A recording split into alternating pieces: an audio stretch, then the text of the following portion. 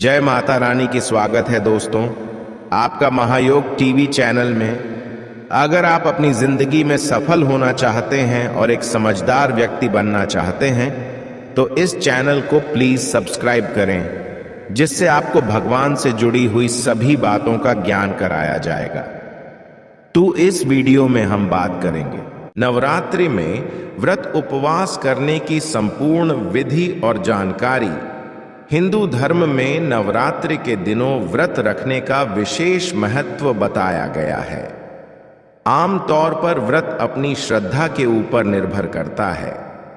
यह 9 दिनों तक चलने वाला पर्व है, क्योंकि ये 9 दिन 9 देवियों को समर्पित हैं। कुछ लोग पूरे 9 दिन का व्रत रखते हैं व कुछ लोग पहले और आखिरी दिन का व्रत रखते हैं। इसे चढ़ता उतरता व्रत कहा जाता है। कुछ लोग पर्व के 9 दिन की अखंड ज्योत जलाते हैं, जिसको 9 दिनों तक नहीं बुझने दिया जाता। व्रत को रखने के लिए हर एक व्यक्ति के अपने अलग अलग उद्देश्य होते हैं। पुराणों के अनुसार व्रत या उपवास करने से मां की कृपा सदा उन पे बनी रहती है, वह सारे कार्य सिद्ध होते हैं।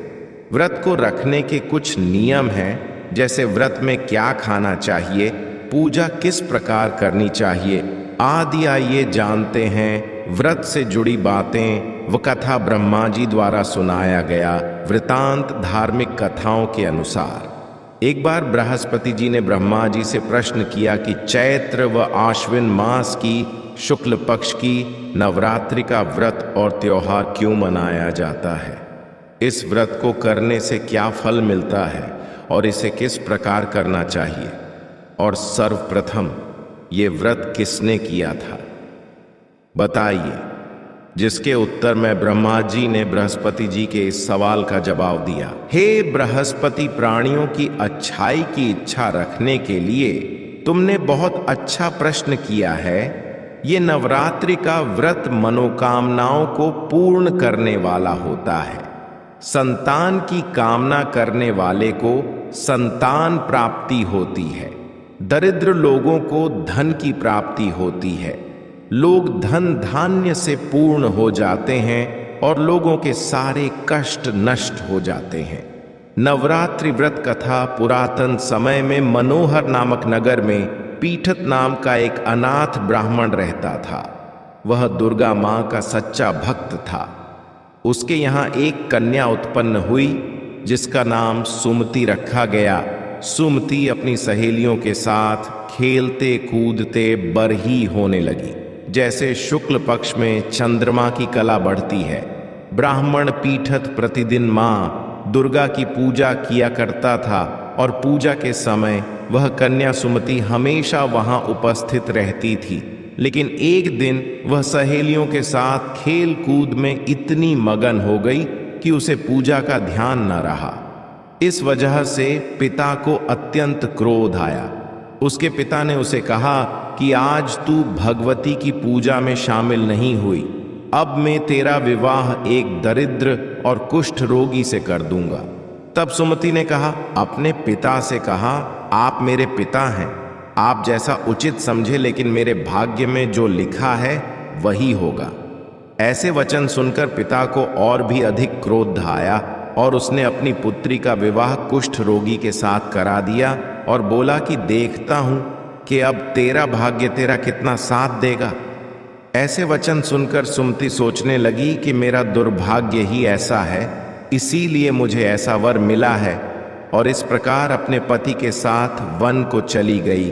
एक दिन वन में इस कन्या के पूर्व जन्म के कर्म से प्रसन्न होकर मां दुर्गा वहां प्रकट हो गई और कहने लगी कि जो भी वर तुम्हें चाहिए वह मांगो।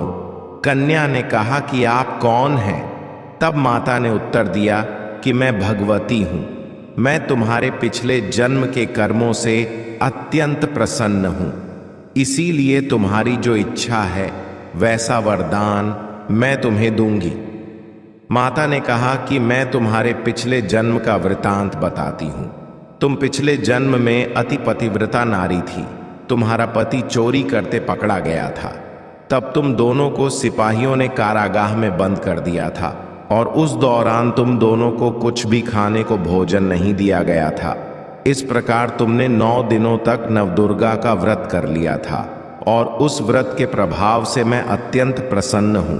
इसीलिए जो वर मांगना है मांग सकती हो।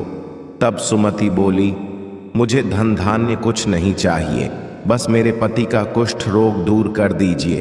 तब माता ने उसे वरदान दिया कि तुम्हारा पति कुष्ठ रोग मुक्त हो जाए और तू सदा खुश रहे। ऐसा कहकर वे अंतर्ध्यान हो गईं और सुमति अत्यंत प्रसन्न हो उठी। अर्थात यह फल सुमति को उन 9 दिनों के व्रत रखने से ही प्राप्त हुआ। तभी से व्रत रखने की परंपरा चली आई। नवरात्रि व्रत में क्या नहीं खाया जाता है और क्या खाया जाता है। नवरात्रि व्रत में क्या नहीं खाएं। व्रत के 9 दिन में हल्दी, लाल मिर्च पाउडर, हींग, सरसों का तेल, मेथी दाना, गर्म मसाला और धनिया पाउडर का उपयोग नहीं किया जाता है। नमक में केवल सेंधा नमक ही खाएं। रिफाइंड तेल या सोयाबीन, ऑयल में खाना न पकाएं। घी में पका हुआ भोजन ग्रहण किया जा सकता है। फली दाल, चावल, गेहूं का आटा, रवा और मैदे का इस्तेमाल करने से बचें। प्याज, लहसुन का सेवन पूर्ण रूप से वर्जित होता है। नवरात्रि व्रत में क्या खाना चाहिए? व्रत में रामदाना, आलू से बना हलवा या आलू से बनी चिप्स खा सकते हैं। हम आलू को उबालकर उसमें दही मिलाकर और सेंधा नमक, हरा धनिया डालकर सेवन किया जा सकता है।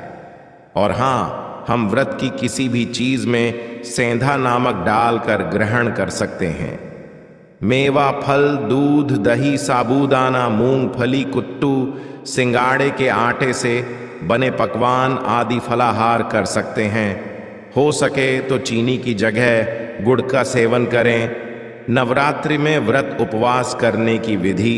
इस नवरात्रि के दौरान ब्रह्म मुहूर्त में उठकर स्नान करके मन ही मन माता का स्मरण करें, जिसके बाद माता रानी के पूजन की तैयारी करें। पूजा में शुद्ध जल और दूध से माता का अभिषेक करें। दीपक जलाएं, माता के मंत्रों का जाप करें, साथ ही दुर्गा सप्ताशी का पाठ करें। पूजा में कुमकुम, हल्दी, चंदन, अक्षत, पुष्प और अन्य सुगंधित चीजें जैसे कि इत्र, धूप आदि का प्रयोग करें। पकवान, फल, मिठाइयों का भोग लगा करके आरती करें। नवरात्रि के पहले ही दिन से लोग अखंड ज्योति जलाते हैं, जो कि पूरे 9 दिनों तक जलती है। याद रहे, ये ज्योति 9 दिन तक बुझ न पाए। इसमें निरंतर घी डालते रहें।